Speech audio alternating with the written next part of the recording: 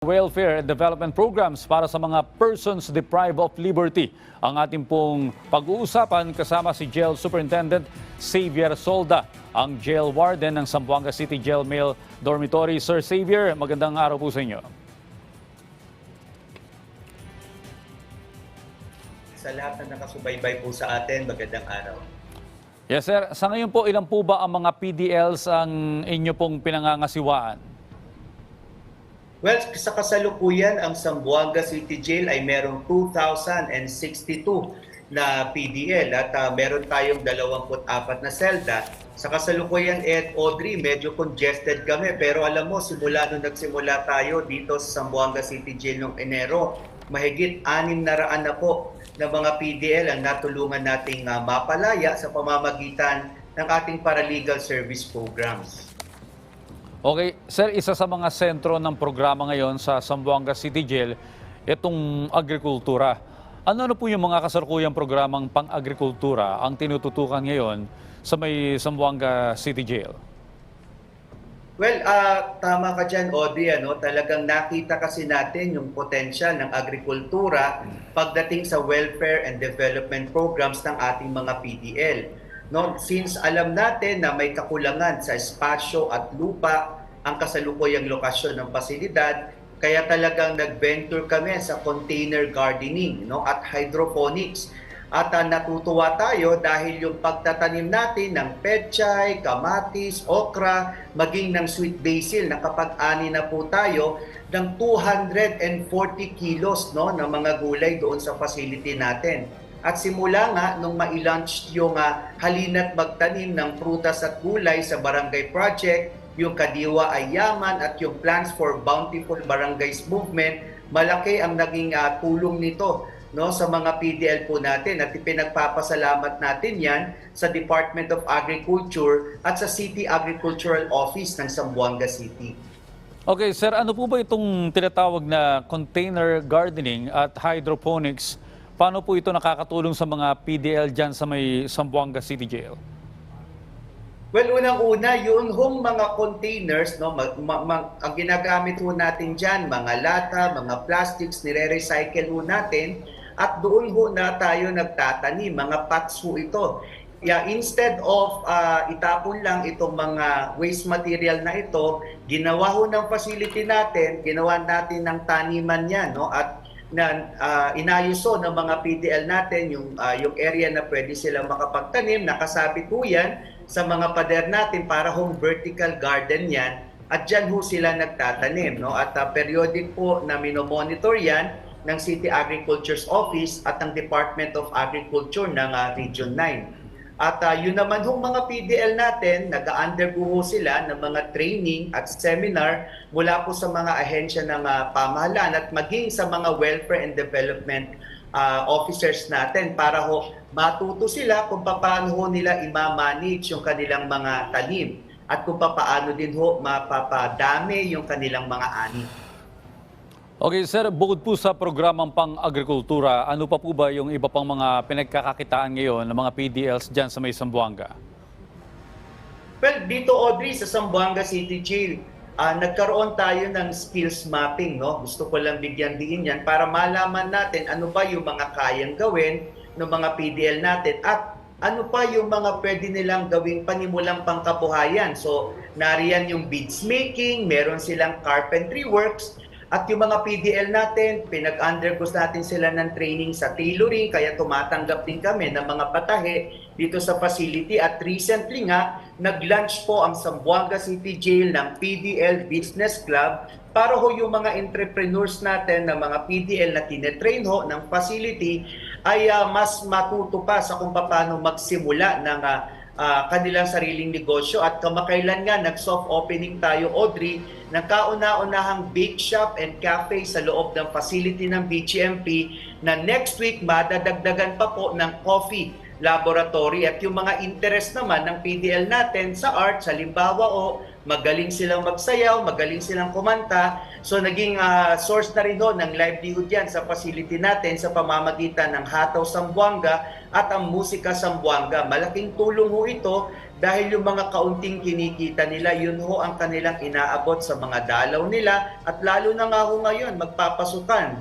May nakausap po tayong isang PDL, yung kanyang kinita mula ho dun sa kanyang ani na mga pechay at yung isang PDL na may kinita naman doon sa mga bida kiosk natin na kung ano-ano po yung mga itinitinda nilang pagkain, yun ho ang kanyang iniabot sa kanyang anak para daw ho sa pagsimula ng klase meron ho itong ilang mga dagdag na kagamitan. Okay, sir, may mga reforma po ba kayong ipapatupad para sa mga PDL ng Zamboanga City Jail, partikular na po yung sa edukasyon at kalusugan? Yes, that's correct, Audrey. Alam niyo po, nitong nakaraang araw lamang mayroon ho tayong mahigit 6 na po ng mga PDL na gumraduate ho sa alternative learning system. Yun hong mga PDL natin na hindi man lang ho marunong magsulat at bumasa, nakatapos na ho sila ng elementarya at patuloy ho natin sinusuportahan at tinutulungan dito ho sa programang pang-edukasyon. Meron na rin ho nakatapos sa facility natin ng kanilang high school and we are looking forward na magsimula na rin in the nearest future ng college education behind bars. And then yun naman yung mga PDL natin, nagkakanda po tayo ng skills mapping sa siyudad ng Zamboanga. Ano ba yung mga industriya, negosyo na mangangailangan ng mga specific na skills. Yun din naman ho ang ginawa natin na VOCTEC training sa kanila with support of course from TESDA. So halimbawa po, marami ho kasing mga ginagawang tulay, mga building dito sa siyudad ng Zamboanga. So yun ho mga PDL natin, nag-undergo sila ng construction painting, ng welding, at ito ho talaga yung magagamit nila kapag sila'y lumaya. No, dapat ho kasi ang itinuturo natin talaga sa kanila yung mga employable skills. At yan naman ho ang kanilang magagamit pag sila ho ay mag-a-apply na ng trabaho. Do Audrey, aminado naman ang mga PDL natin na talagang may challenge ho tayo pagdating sa stigma. Yun ho mga dating nakulong, medyo may challenge ho tayo sa pag-a-apply ng trabaho. Kaya nga ho ang mga binibigay nating programa sa kanila, yun yung magagamit nila talaga kaagad paglaya nila, kagaya ng sa training pagdating sa agrikultura and yung mga employable skills na kakailanganin dito ho sa immediate community sa siyudad ng Zamboanga. Okay, sir, ano pong reaksyon nyo sa parangal o credit na ibinigay ng Office of the Vice President sa magandang pamamahala ng Zamboanga City Jail? Well, ito naman, Audrey, trabaho lang naman talaga sa amin. Tungkulin ng bawat opisina ng pamahalaan na pagbutihin ang kanilang trabaho at ibigay ang tamang serbisyo sa mga kababayan natin. Kaya nga nung bumisita ang Office of the Vice President, yung kanilang satellite office dito sa Zamboanga, nakita ho nila yung malaki ng pagbabago at mga reformang isinusulong natin. Ang direksyon lang naman talaga natin dito, mapabuti po ang pagbibigay natin ng serbisyo sa mga kababayan natin. Matiyak po natin na meron ho tayong magandang ehemplong ipinapakita sa mga PDL ho natin. Kasi alam niyo po, yung iba sa kanila may challenge ho pagdating sa tiwala sa gobyerno dahil nakulong ho sila dahil sa kahirapan ng buhay, kawalan ng oportunidad. Pero ipinapakita ho natin na totoo ang pagbabago, kayang pagbabago. And of course, with support po yan ng city government ng Zamboanga City at ang iba pa hong national agencies, lahat ho kami nagtutulong-tulong kasi hindi ho kaya ng BJMP lang, hindi ho kaya ng Zamboanga City Jail lang yung mga challenges na kinakaharap po ng mga PDL natin. Kaya ho, nakikipag-usap po kami sa lahat ng ahensya ng gobyerno at iba pang law enforcement agencies under the public safety sector para gumawa ng mga programang makatutulong at mararamdaman talaga ng mga PDL natin na mababago po ang buhay nila.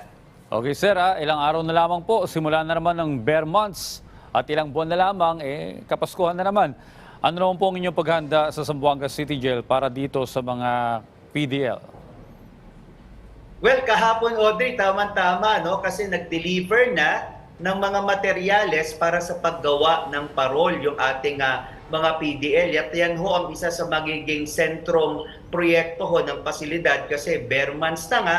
Baka ho yung mga kababayan natin dito ho sa siyudad ng Zamboanga, mga komunidad, even sa local government, ay tatanggap na ho kami ng mga orders na mga parol na pwede nyo hong isabit sa inyong mga bintana at opisina. Alam nyo ho, hindi lang ho ito ordinaryong mga parol.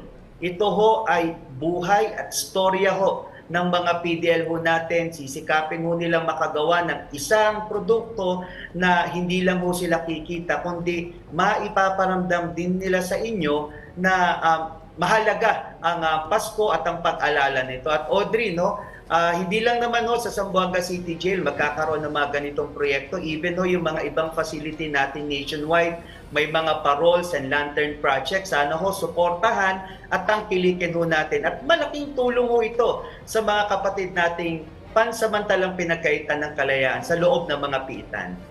Bilang panghuli, Sir Xavier, ang inyo pong mensahe sa ating mga kababayan, lalo na yung pagsuporta sa ating mga PDLs dyan sa kanilang mga nagagawang produkto para na rin makatulong sa kanilang pagbabagong buhay.